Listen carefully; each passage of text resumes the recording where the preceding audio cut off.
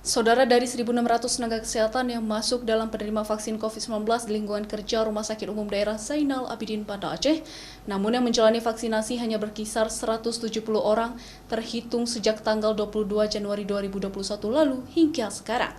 Rendahnya persentase vaksin COVID-19 ini dipicu oleh beberapa faktor. Salah satunya adalah kebanyakan nakes merupakan penyintas COVID-19.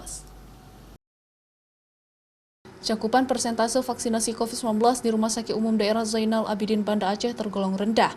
Berdasarkan data tim vaksinasi COVID-19, dari 1.600 tenaga kesehatan yang masuk dalam penerima vaksin, hanya 170 orang yang berhasil menjalani vaksinasi COVID-19.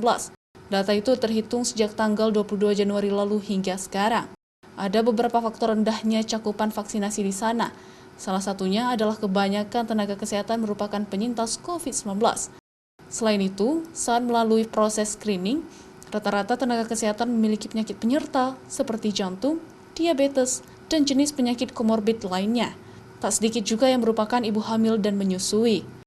Jumlah tenaga kesehatan yang sudah melewati proses screening dan tidak bisa diberikan vaksin sebanyak 220 orang.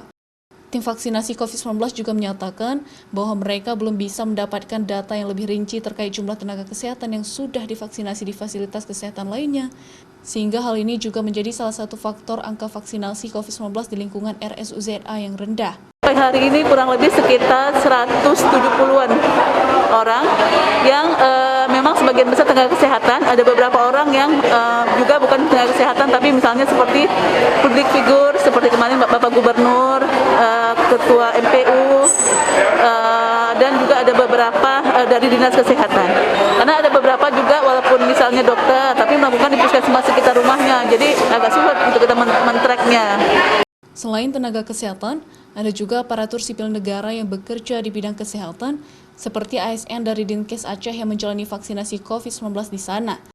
Tim vaksinasi COVID-19 berharap tenaga kesehatan bersedia untuk divaksinasi dan tidak termakan isu hoaks terkait dampak yang dirasakan setelah vaksinasi.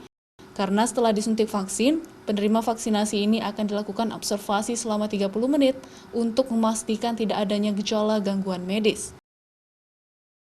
Nova Misdayanti, Kompas TV, Banda Aceh.